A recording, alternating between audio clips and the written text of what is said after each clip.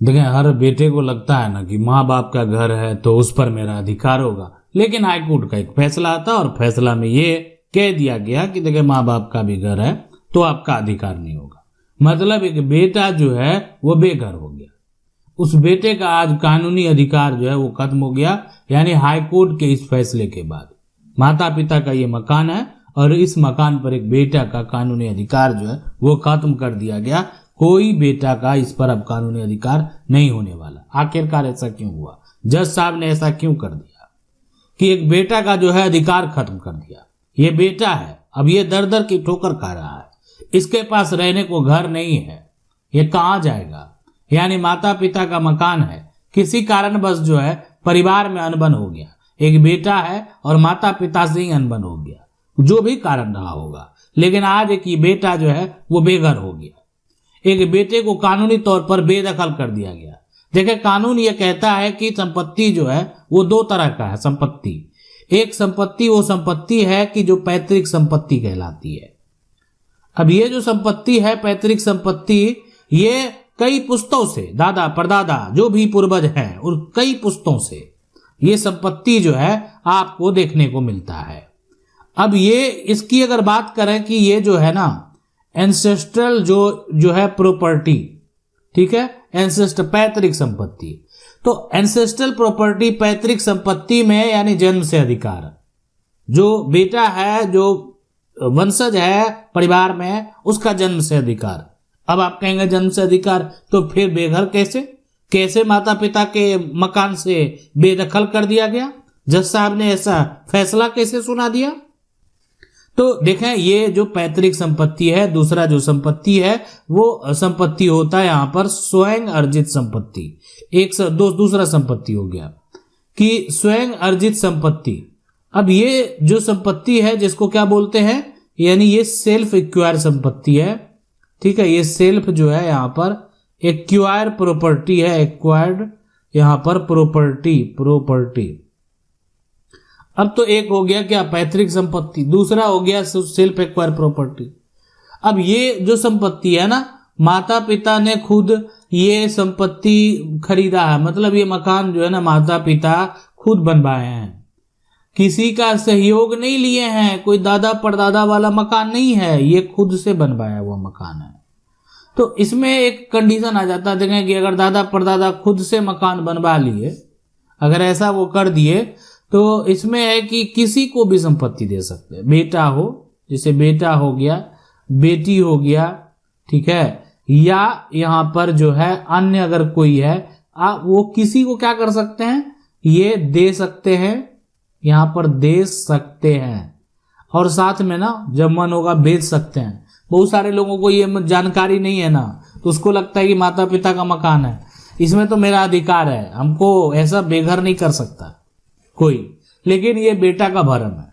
यहाँ पर जज साहब ने उसको बेदखल कर दिया, अब वो कहीं का नहीं रही, ये बेटा कहीं का नहीं रहा, इसलिए कि ये जो संपत्ति है ना ये माता पिता की खुद की कमाई हुई संपत्ति है, इसमें आपको अधिकार मांगने का कोई यहाँ पर हक ही नहीं है।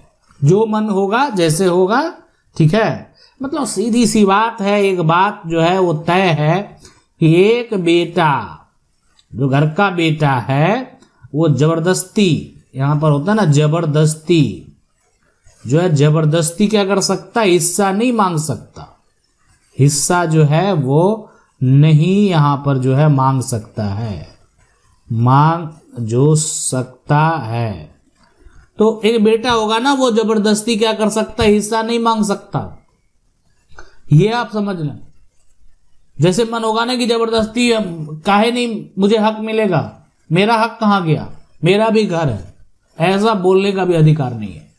बोलकर कोई फायदा नहीं होने वाला है, कुछ नहीं कर पाएंगे आप, एक बेटा कुछ नहीं कर पाएगा।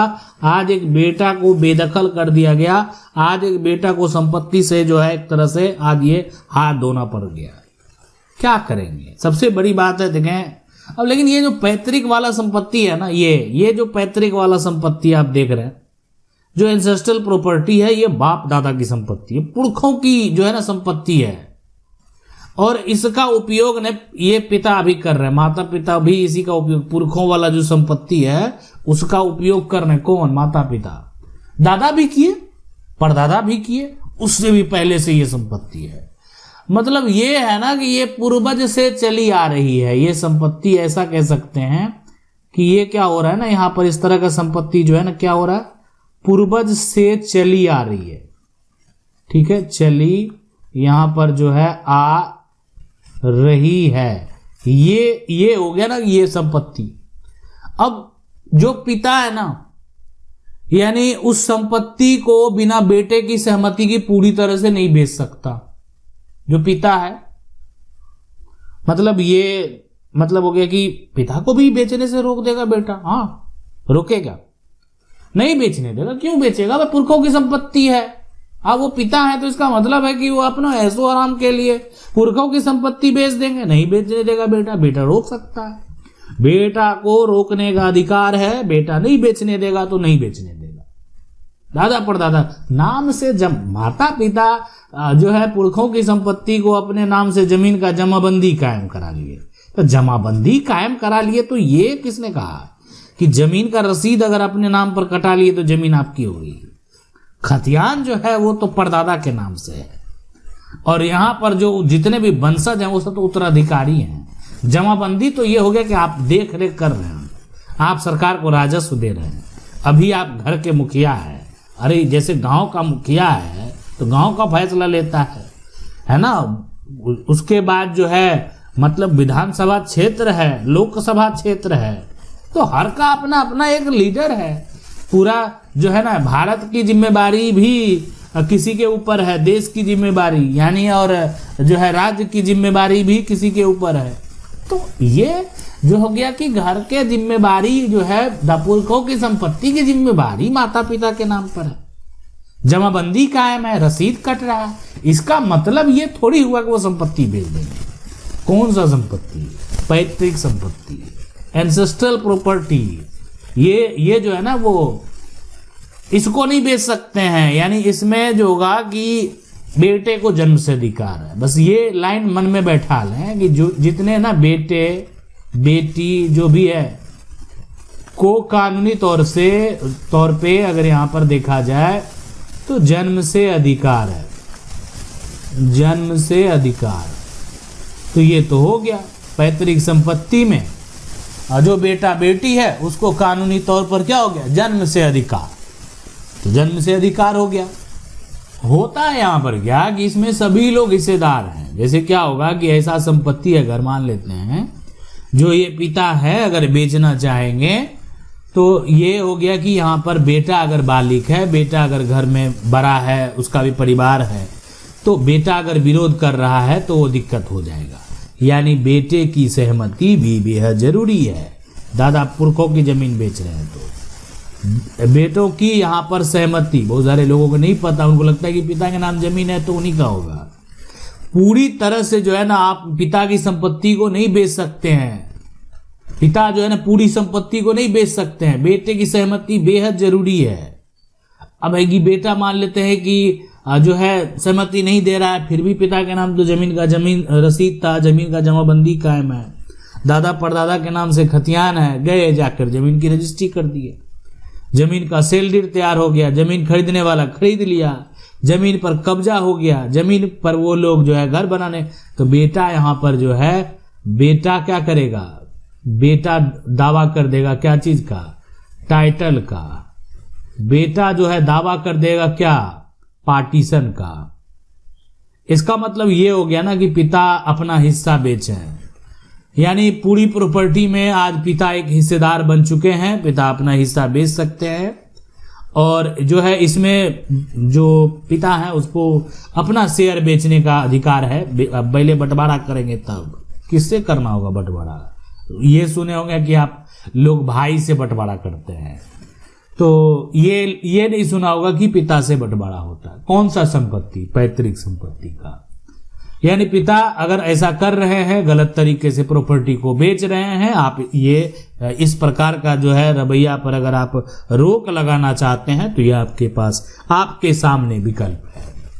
यानी दो संपत्ति हो गया। एक हो गया कि पिता खुद कमाए, खुद से बनाए, जो मन है वो करेंगे, कोई रोकने वाला नहीं है। एक वो संपत्ति है जो कि पुरखों की संपत्ति है, ना वो कमाए हैं ना वो बनाए हैं, तो वो गमा भी नहीं सकते हैं। अगला जो पीढ़ी है उसका अधिकार है। ये हो गया। तो अब यहां पर देखें कि अगला जो यहां पर है कंडीशन, जैसे बोले कि खुद कमाए और खुद, यानी इनका जो प्रॉपर्टी अगर सेल्फ है ना, तो अगर इनकी मृत्यु हो जाती है, मतलब ये माता पिता इस दुनिया में अब नहीं है, इनकी मृत्यु हो जाती है। देखिए ये तो सत्य है, परम सत्य है। और ये इसलिए सत्य है ना कि इंतकाल तो होना है। आदमी जो है उसका इंतकाल तो तय है।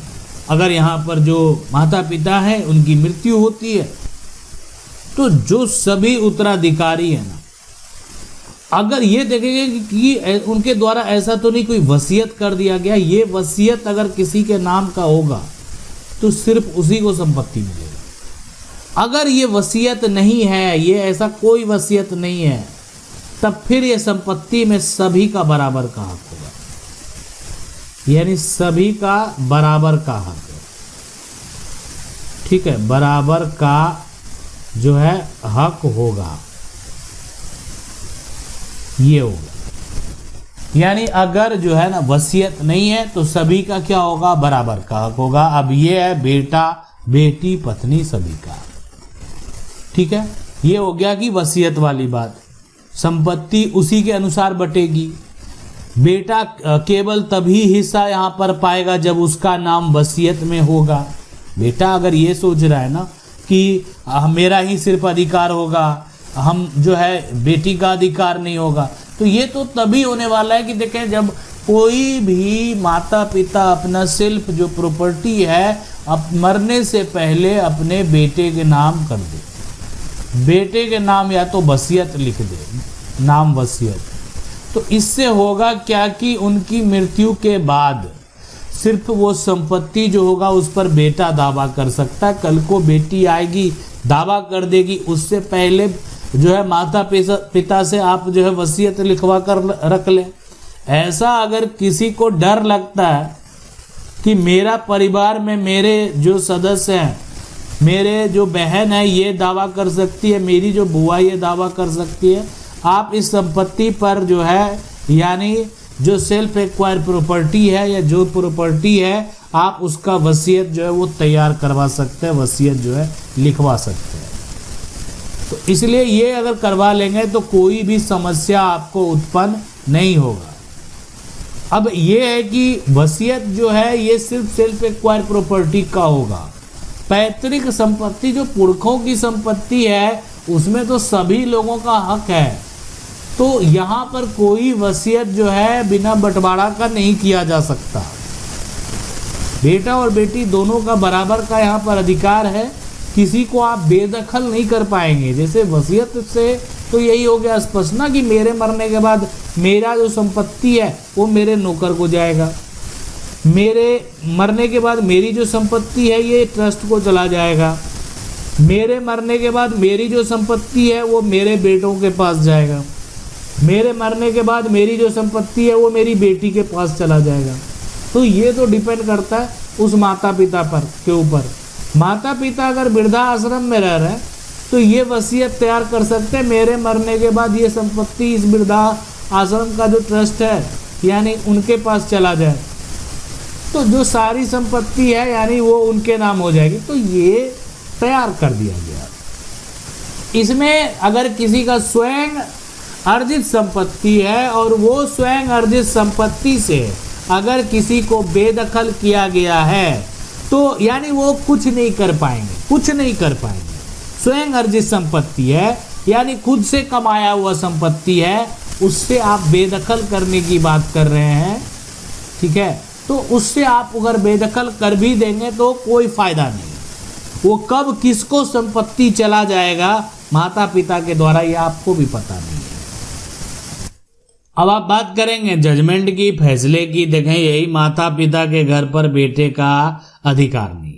जो नई दिल्ली है यानी दिल्ली हाई कोर्ट ने शुक्रवार को ये साफ किया कि कोई भी बेटा अपने माता पिता की संपत्ति पर अधिकार नहीं जता सकता अगर वह उसके साथ दुर्व्यवहार करता है या उन्हें परेशान करता है। एक कंडीशन देखें यहाँ पर लग गया ना कि अगर आप अपने माता पिता जो हैं उनके साथ दुर्व्यवहार करते हैं, उन्हें परेशान करते हैं, तो आप जो है अधिकार नहीं जता सकते। किसी प्रकार का कोई दावा जो है आपका नहीं चलने वाला। कोर्ट ने कहा माता पिता को अपनी संपत्ति पर पूरा अधिकार है। वो चाहे अपने बेटे को घर से निकालना चाहते हैं निकाल सकते हैं।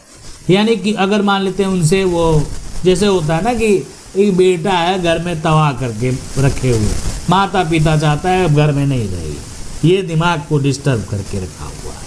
तो अदालत ने ये भी कहा कि अगर बेटा अपने माता पिता के साथ गलत व्यवहार करता है तो उसे घर में रहने का क्या है, कोई भी कानूनी अधिकार नहीं है।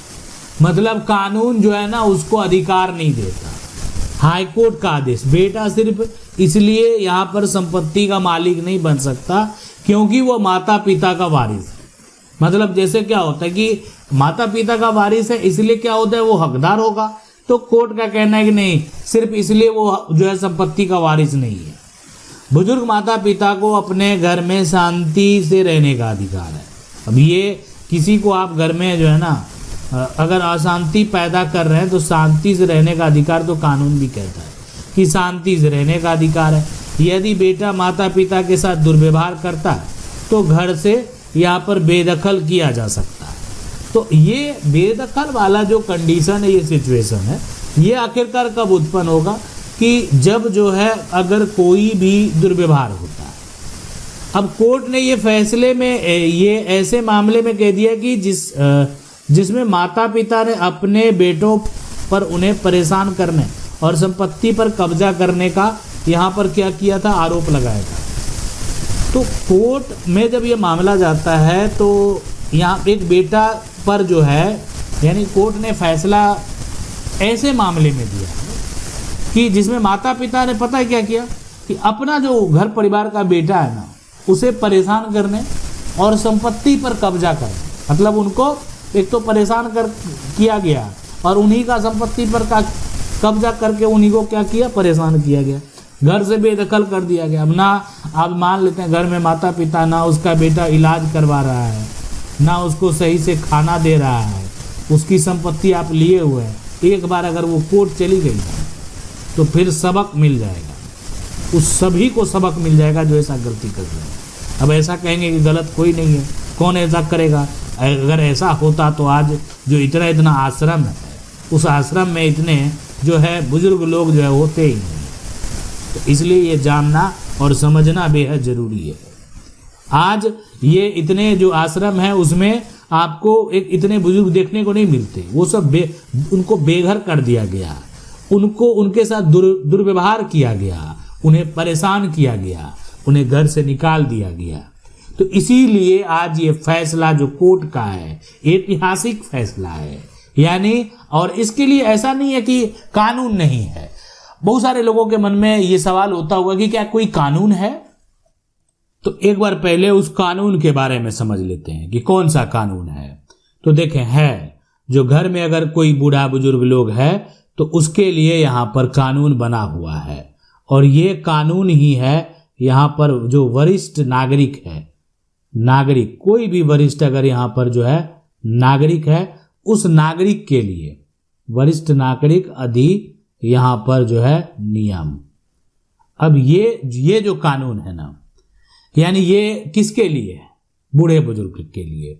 यानी उनके साथ अगर कोई भरण पोषण का समस्या होता है तो हो गया कि ये हो गया यहाँ पर भरण और जो है पोषण ये हो गया, एवं यहाँ जो है एवं जो कल्याण है, कल्याण जो अधिनियम है,